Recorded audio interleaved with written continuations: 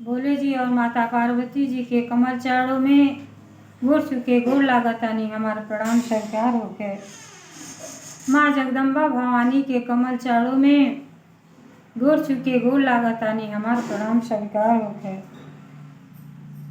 सब देवी देवता के कमल चरणों में गोड़ छुके गोड़ लागतानी हमार प्रणाम स्वीकार होके। नीलम दीदी हरेंद्र भैया के कमल चरणों में गोड़ छुके गोड़ लागतानी हमार प्रणाम स्वीकार होके। सब गुरु भाई बहना के कमल चरणों में गोड़ छुके गोड़ लागतानी हमार प्रणाम स्वीकार होके। तो देखी गुरु भाई बहना,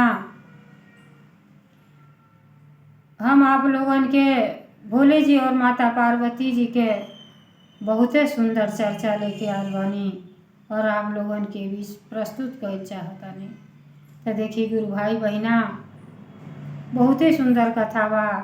ये कथा के आप लोग मन लगा के सुनो और हमारी कथा आप लोगन के अच्छा लगी तो कमेंट में हर हर महादेव जरूर लिखो और ये कथा के पूरा सुनब, आधा अधूरा ना सुनब। आधा कथा सुनले से हमरे भोले जी और माता पार्वती जी के अपमान हुई और पूरा कथा सुनब आप लोगन तो कथा के रहस्य के बारे में पता चली और ज्ञान भी आप लोगन के मिली। तो देखिए गुरु भाई बहना, कथा पूरा सुनब सभे और अच्छा लगी तो सब्सक्राइब जरूर कर दे ताकि यहू से सुंदर चर्चा हम आप लोगन के बीच में बहन जी बैठ के सुना सकें।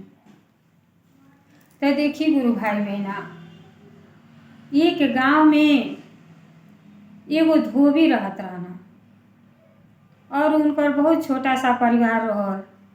पति पत्नी और 2 ठो लड़के रहना। एगो लड़का रहना, एगो लड़की रहली।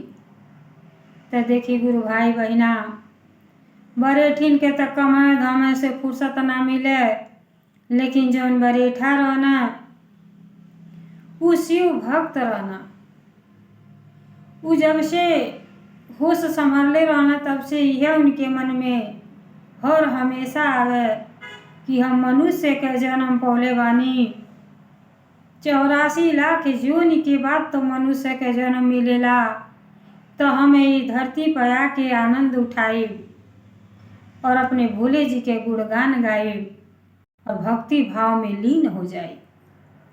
तो देखिए गुरु भाई बहना, उनका मन हर हमेशा भोले जी माता पार्वती जी में लगल रहे। तो घर के जैसे सारा अपन सवेरे उठे, नहा धो के पूजा पाठ 1 लोटा जल भोले जी के रोज अर्पित करें। तो कैले के बाद उनका काम है उहे रहल जजमानी के सारा कपड़ा रहे बेचारा घाटे पर ले जा।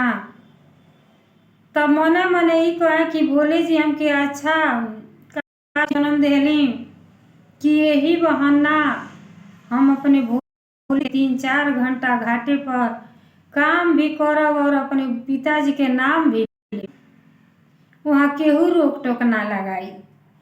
वो बेचारा सारा कपड़ा लेके चल जा घाटे पर और कपड़ा भी पीछे और भजन कीर्तन चर्चा अकेले भोले जी के करत रहे। एकदम मगन रहे कि हमके बड़ा शुभ अवसर मिलल बा कि हम अपने पिताजी के गुणगान गा सकतानी।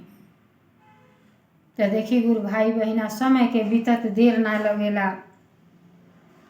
समय धीरे धीरे बीतत गए और लड़की लड़का दोनों जनी सियान हो गए लोग। दोनों जनी जब सियान हो गए लोग तो जौन बरेठा रहना उ सोचे कि कौनो ऐसा रिश्ता बढ़िया आ जात, भले गरीब परिवार के लड़की रहे तो का, लेकिन उ शिव की शिष्या रहती।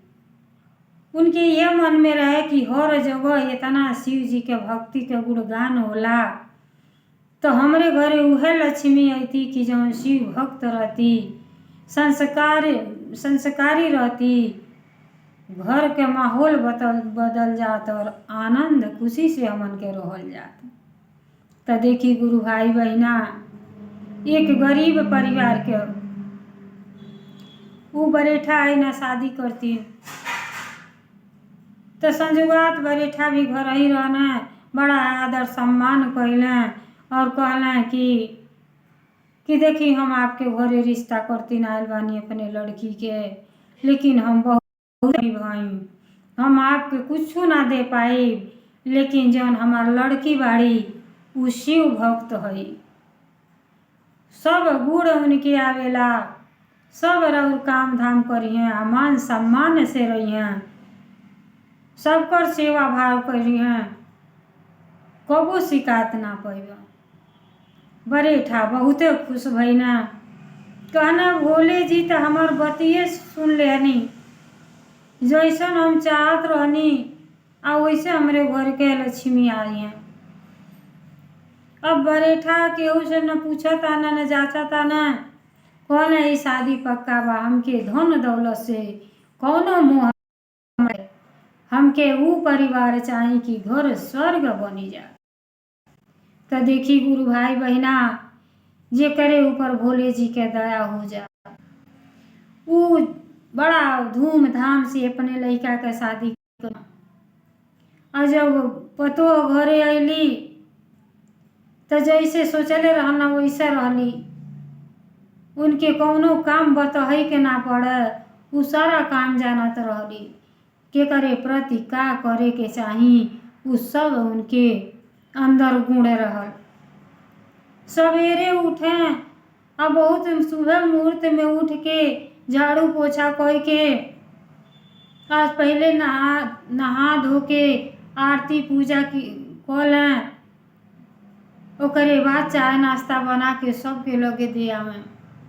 जब ससुर के पास जा तो एकदम इतना खुश हो जा, कहे हमरे घरे तो इतना अच्छा लक्ष्मी आ गई, एक तो हमारा औरत है कि उनके पूजा पाठ से कुछ हो मतलब ना रहेला, वो पूजा पाठ के कुछ हो ना जाने, खाली दीदी बहनी में बैठ के खाली उल्टा सीधा चर्चा करें, उनके घर में का होता उनके घर में का होता। अरे गुरु भाई बहना, जौन समय व्यर्थ एमे करतानी, अगर भोले जी के भजन कीर्तन में कर लेती तो जीवन सुधर जात। अब बरेठा के हरदम यह मन में रहे कि हमारे वो ऐसा पत्नी मिलनी कि इनके पूजा पाठ से कुछ हो मतलब नहीं थे, कि अगला जिंदगी हमारा बढ़िया से बन जाए, बढ़िया से कटे, एक तनिको परवाह नहीं खे। बहुत अपने बहू से बहुत खुश रहे। जब बहू आ गई ओकरे बाद 4-5 साल के बाद लड़की के भी शादी को देना, लड़की अपने घरे गईली। गुरु भाई बहना बहुत बहुत अच्छा, लेकिन 6-7 साल हो गई उनसे कौनो संतान ना भइला, लेकिन ससुर के तनिको उनके भेदभाव नहीं रहल। वो यह जाना कि भोले या दया हो जाई, वो दिन हमरे घरे किलकारी गुजी उठी, लेकिन जो सास रहली वो घबरा गई रहली, मन में रहे कि लगता हमार पतोहिया बाजिन बिया, कौनो औलाद ना हुई है। 5-7 साल हो गए गुरु भाई बहना, और एक वो ननद रही, इतना प्रेम से रहे, इतना प्यार करें, छोट ननद के बहन समझें। जैसे वो अपने घरे गईली, घरे गईले के 1.5 साल के बाद उनके गर्भ रह गए। जब गर्भ रह गए, बच्चा होखे वाला रहल, तो वो जिद करे लगनी अपने ससुरा में कि हम मायके जाए। तो जब उनका सास ससुर आना कहना अच्छा बात ठीक बा जा, लेकिन अपने भौजाई से दूरे रहियो, काहे से वो बाझिन बाटी, अगर कोई ऊंच नीच हो गई तो फिर हम तो के दोबारा नैहर में ना दे। अब देखी जो उनका बहू सुशीला रहली, वो किचन में खाना बनावत रहली, तले उनका ननद आ गई। अब जब ससुर जानला कि हमार बेटी आ गईली, तो कहत हमें बहू सुशीला अरे पेड़ा पानी ले आओ, तुम्हार ननद आ गईली, तुम्हार छोटी बहन आ गईली। और जब वो सुनली भौजाई, तो आजकल के भौजाई ते पटते नहीं खे ननद में, लेकिन वो व्याकुल हो गईली कि हमार छोट बहन आ गईली, सारा काम छोड़ के और जैसे पानी निकाल के और पेड़ा लेके बहन दुआरी पर आयल। तले उ जो ननद रहली कहली ये पापा ई का को देल, सुशीला के मत बुलाओ यहाँ, भाभी के यहाँ न बुलाओ। काहे से भाभी त बाझिन बाटी, उनके कौनो संतान नहीं खे। हमरे 1.5 साल हो गईले तो हमके दिखाओ में बच्चा होके वाला बा, कोई उनकर बुरा नजर पड़ जाई तो हमार नुकसान हो जाई। तो ऐसे हमार सास ससुर कहले बाना कि उनको परछाई ना पड़े। जब इतना बात जब ससुर सुनला बहुत दुख भइल। कहला हे बेटी, तू अगर पूजा पाठ कैले रहतू, मातारी बेटी सत्संग में गई रहतू, प्रवचन सुनले रहतू, तो ऐसन शब्द ना बोलतू। धन दौलत रुपया पैसा तो सब मनुष्य के जीवन में सब कमा लेला, लेकिन ये बेटी ये जवन संतान के सुख है ये कर्म के हिसाब से मिलेला। ये भोलेनाथ के दया है, जेकरे पर दया हुई तबे हुई, लेकिन केहू के अपमान ना कर जाला बेटी, ऐसा शब्द ना बोल। अब जब इतना ससुर कहना तो माई और गरम हो गईली। कहतड़ी देखत ना बाणी, हमारे बेटी के तो 1.5 साल भइल शादी भइले, हमरे बेटी के बच्चा होखे वाला बा, अपने घर के वारिस दे देली, नाती वाला बा। हमार बहू 7 साल लैले, लेकिन आज तक एक संतान ना भइल। टोला मोहल्ला सब बाजिन के नाम से कहेला ई बाजबाड़ी। जैसे अब इतना बात कहते रहली तो उनका बेटा भी आ गई ना। अब बेटा से भी कहतड़ी कि बाबू देखो तुम्हार बहिन आइल बाटी। अब बहिन के शादी भइले तो बहिन 1.5 साल भइल, और 1.5 साल में बच्चा होए वाला बा। भोले जी के दया से उनके घरे खुशी आया, हमरे घरे एके गो तू बाड़ो। 7 साल हो गई, लेकिन बहू एक संतान ना देली। ये तो बाझिन बाड़ी। और जैसे बेसिंग के गधा होला वैसे ही स्त्री बाड़ी। इनके तू घर से निकाल दो, रख के का करबो, खाली खाना खियावे के बा, सब बेकार बा इनका जीवन। इनके घर से बाहर निकाल दो। अब बेचारी सब दरवाजा पर से गुरु भाई बहना सुनो ताड़ी, और इतना आंसू गिरता, इतना आंसू गिरता कि आंसू थमते नहीं थे। अब भोले जी से गुहार लगा लो हर गाड़ी, और जी करो ताड़ी सुशीला कि हे भोले जी, हमरा में कहाँ ऐसा खोट रह गई रहल। अरे जानत भर तो हम ऐसा कोनो गलती ना करनी कि हमके इतना भारी दुख मिल गई। हमके सब केहू बाजिन कहता, अब हम जाई तो कहाँ जाई। ये भोले जी हमके कौनो मार्ग बताई, ये जीवन के अब हम जियल ना चाहता नहीं। बहुते सब बहुत कुछ कहता, अब का करी हम। अब बेचारी बहुत रोताड़ी। आए अर्जुन पति बाना वो माई के बात में होमे रहता ना, कहता ना हो माई ठीक कर रहल बाड़ू, ई ठीक ना बाड़ी, ई रखे लायक नहीं। अब माई घर में ले जाके देखी गुरु भाई बहना के ऐसा करही के ना चाही। अगर वही सुशीला के जगह पर वो औरत एक औरत के बात न जाने तो जीवन बेकार है बहनी। कि अगर भगवान भोले जी उनके संतान ना देले रहते हैं तो का उनके बस के रहत। लेकिन गुरु भाई बहना ये पर तनिको गौर ना कैली बरठिन और अपने लक्ष्मी जैसन बहू के अपमानित को के घर में से कोताड़ी निकाल दो। अब बेटा भी उनका बात मान गई ना और अपने पत्नी के बाहर निकाले खातिर तैयार हो गई।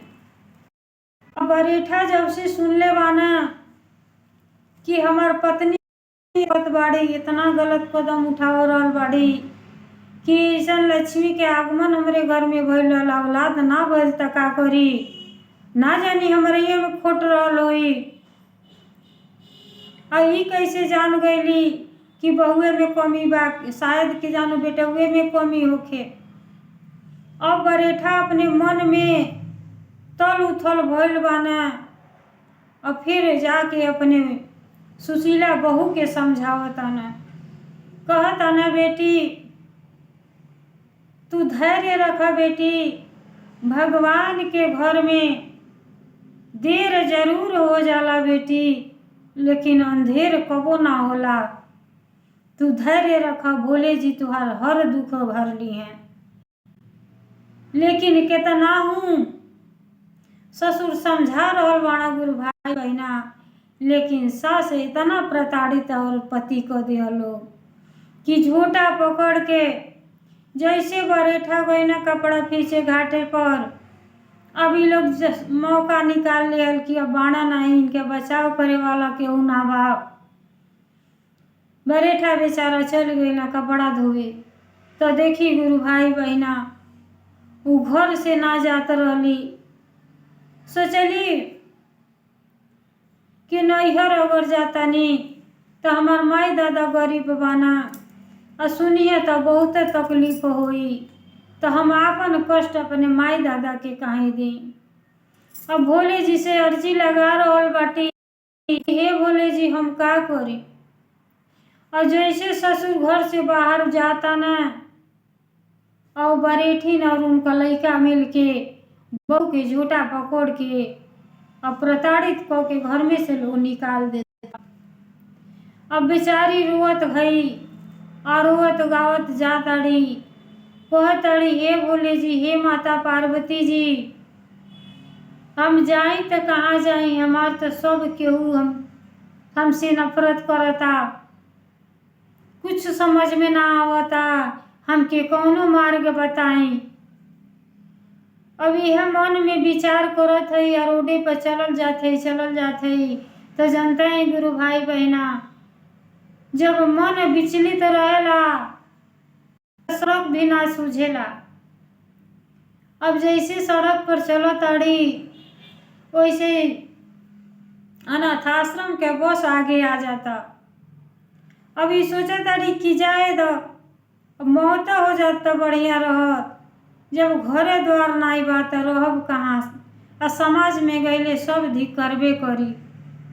ये मन में विचार करताड़ी तौले तो बस के आगे आ जाताड़ी। गुरु भाई बहना जौन बस के कंडक्टर रहना वो शिव भक्त रहना, सबके सेवा भाव करें, दीन दुखी के सेवा करें।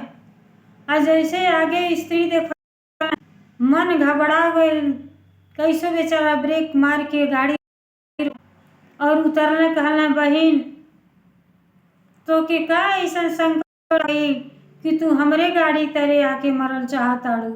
अरे हम तो शिव भक्त हई, आज तक हम चूटी बचा के चलीला कि हमसे कहीं गलत ना होखे, नहीं तो 84 लाख जोनि तक भ्रमण करे के पड़ी तब तो जाके मनुष्य के शरीर मिली। अब बहन तू इतना सुंदर शरीर पाके ये शरीर के व्यर्थ कौन चाहताड़ू। अब बेचारी जब इतना भाई के बात सुनली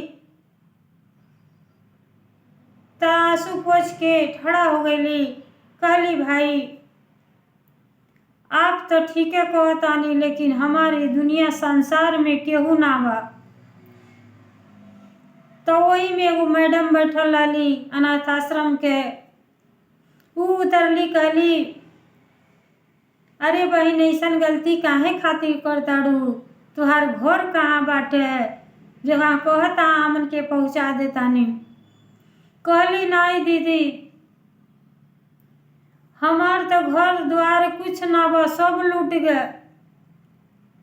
जौन हमार पति और साथ रही घर से बाझन को के निकाल देली लोग कि हमरे संतान नहीं खे। और नैहर में तो हमार गरीब माँ बाप बाने, उनको केहू सहारा नहीं खे। तो हम नैहर में नहीं जाए चाहतानी कि माँ के बोझ बन के रहल ठीक ना है। तो यही से अपने जीवन के समाप्त कर दिहल चाहतानी। तब जौन मैडम रहली कहली बहन ऐसन गलती तो ना करे के चाही।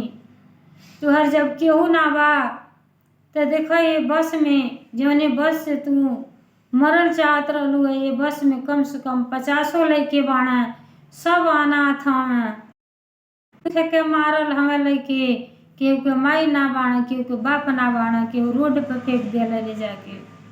तो इहे लोग तो जिंदगी जियते न बाना। तो अगर हमार बात मानो बहन तो तू चला हमरे अनाथ आश्रम में रही आई लइकन के सेवा भाव करी। देखी गुरु भाई बहना, भोले जी कौने कौने रूप में मदद कर रहल बानी स्त्री के। और सुशीला जैसे नाम रहल वैसे वो सुशील रहली। अब जब इतना बात सुनली तो कहली देखी बहन ठीक है कहतानी। अब मन में इतना उल्लास पैदा भइल, कहली हम एक लड़का करती तरसत रहनी, हमके 50 औलाद भगवान जी दे देनी। अब मन लगा के हम सेवा करब और माँ बन के दिखाए।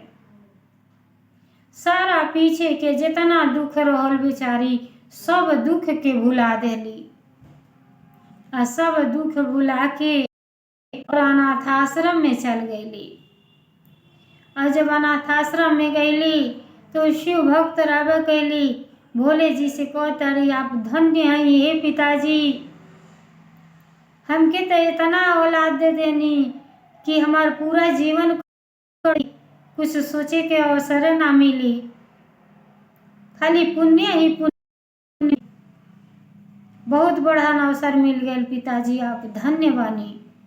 और अनाथ आश्रम में जाके बेचारी सब लड़कन के सेवा करें, नहवावें धोआवें, ब्रश करावें, खाना खिलावें। और सब लड़की जैसे अपने परम पिता परमेश्वर जी करतीन, हम लोग गुरु बहिना सजी जनी आश्रय वाणी की को पिताजी के दर्शन होखे, वैसे वो 50 लड़के वो सुशीला के अपन माई समझे लगना। इतना प्यार दें कि जैसे मौका लगे लड़की माई माई कोई के घेर लें। बहुत खुश रहली, बड़ी आनंद पूर्वक से बेचारी के जीवन कटे लगल। तो यही से कहल जाला जेकर नाथ भोलेनाथ उ अनाथ कबो ना होला गुरु भाई बहना। आ इधर उनकर जौन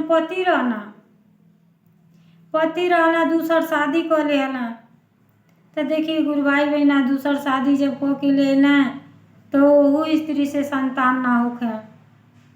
तो डॉक्टरी इलाज होखे लगल।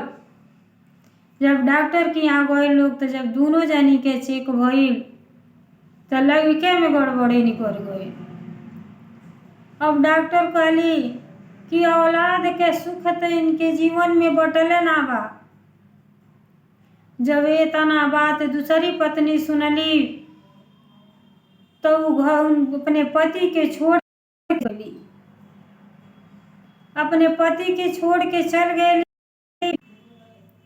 कहली कि हम रउरे साथे ना रहब, हमके तो औलाद चाही तो चाही और ये चीज़ आप दे ना सकेली, ऐसे आपके ये धन दौलत हमके ना चाही, हमके संतान चाही। तो दूसर की पत्नी घर द्वार छोड़ के चल गईली। अब जो सास रहली गुरु भाई बहना, जो सास इतना प्रताड़ित करके सुशीला के निकाल देली, तब भोले जी उनके ज्ञान देना। जब भोले जी ज्ञान देनी अब पछतावा के सिवा उनके पास कुछ ना रह गई। अब महतारी और बेटा दोनों जनी पछता रहल बालो कि इतना अच्छा घर के बहू लक्ष्मी हम प्रताड़ित को के घर से निकाल देनी, ना जानी उ कहाँ गई हुई हैं। उन्हीं के ये बदुआ सब लगल है कि घर परिवार ना लगता सुधरी। अब पछता रहल बालो, रात दिन नींद नहीं आवता। आयर बरेठा बेचारा बहू के चिंता में ना जाने बहू हमार कहाँ गई हुई हैं। हे भोले जी रक्षा करी, हे भोले जी रक्षा करी। उनके खाली भोले जी से अर्जिए लगा रहल बने कि जहाँ भी हो सुखी रहें, उनकर जीवन सुधर जा, उनका सारा दुख हरिनी। हे भोले जी हमरे हिस्सा के पुण्य हमरे बहू के दे दी और जहाँ भी रहें आनंद पूर्वक से रहें। और बरेठा तो नहीं मना रहल बने, कहतने कि व्यर्थ में चिंता ना करे के चाहिए। अगर औलाद के सुख ना लिखल बा तब 50 शादी करब तो औलाद के सुख ना मिली। जौन चीज भगवान देले बाना वही में खुश रहे के चाहिए। लेकिन जौन सास रहली उ ना मनली, कहली बाबू अब एक रास्ता और बा, चलो अनाथ आश्रम से एगो लड़का गोद ले आवल जाई, ये घर के वारिस हो जाए। अब जैसे गुरु भाई बहना देख ली, जौने अनाथ आश्रम में सुशीला रहत रहली वही अनाथ आश्रम में माई बेटा ये दोनों जनी लड़का करतीन जाता लो। आज ऐसे लड़का करतीन गए लोग मेन दरवाजा पर सुशीला बैठल रही। जब सुशीला नजर अली तो जो सास रहली बहू के गो से लगली माफी मांगे कि ये सुशीला हमके माफ कर दे बेटी, हम बहुत भारी गलती कैनी, अपने बेटा में कमियां ना देखनी है तो के कमी सोचली ना विचारली तो के घर से बेटी निकाल देनी। हम तो से माफी मांग रहल बानी कि तू अपने घरे चल। इनका शादी भी भइल, इनका औरत छोड़ के चल गईली, तोरे बिना घर सुना सुना लगता बेटी, तू अपने घरे चल। कहली ना अब ऐसा कहाँ हो सकेला मम्मी, यहाँ हमारे इतना परिवार बा, 50 ठो लड़के बाना, ये हम अपने के त्याग क के अब आपके घरे हम ना जा सके ने। अब सास और पति दोनों जनी मांग रहल वालो, लेकिन सुशीला के जब पत्थर हो जाला, इतना घाव लग चुकल रहल बेचारी, भरले मान के ना रहल। कहली ना अब ऐसा ना होई, हम आपके पैर पड़तानी, आप वापस, हमार घर परिवार अब यह बा, भजन भाव यह बा, हम अपने पिताजी के शरण में आयल हई और यह करत जीवन बीत जाई। और हम यह अब दया मांगतानी कि हे पिताजी हमार जब मृत्यु होखे तो हम शिवलोक धाम में जाई, अगले जन्म में ऐसा प्रताड़ित के हुआ करे वाला परिवार ना मिले। जब इतना बात बहू के मुंह से सास सुनली, बहुते दुखित भैली, अपने गलती पर बहुते पछतावा कैली। लेकिन जब पहले ना सोचली तब बाद में सोच के का करी हैं, दोनों जनी वापस घरे चली आई। देखी गुरु भाई बहना, गलती कबो ना करे चाहिए। और भोले जी के कबो ना मन ले रहली आ तबो ना माना, लेकिन उ जौन रहली सुशीला उसूरी से भोले जी के भक्त रहली, तब भोले जी उनकर हर प्रकार से मदद कैनी, उनके जीवन के धन्य बना देनी। केहू नहीं रहल लेकिन सब परिवार दे देनी और आनंद पूर्वक से बेचारी रहे लगली और पूरा अपने जीवन के काट देली। तो देखिए गुरु भाई बहना, जैसे वो सुशीला के जिंदगी संवर गई, भोले जी के दया भाव कृपा भइल, वैसे आप सब गुरु भाई बहना पर भोले जी के दया और कृपा हर हमेशा प्राप्त होते रहे। यही हम आपसे दया मांगतनी। देखिए गुरु भाई बहना, ये हमारा कथा आप लोगन के अच्छा लगल होई तो कमेंट हर महादेव जरूर लिखब और हमरे विधाता ज्ञान चैनल के सब्सक्राइब कर दे। हर हर महादेव, घर घर महादेव, भोलेनाथ की जय।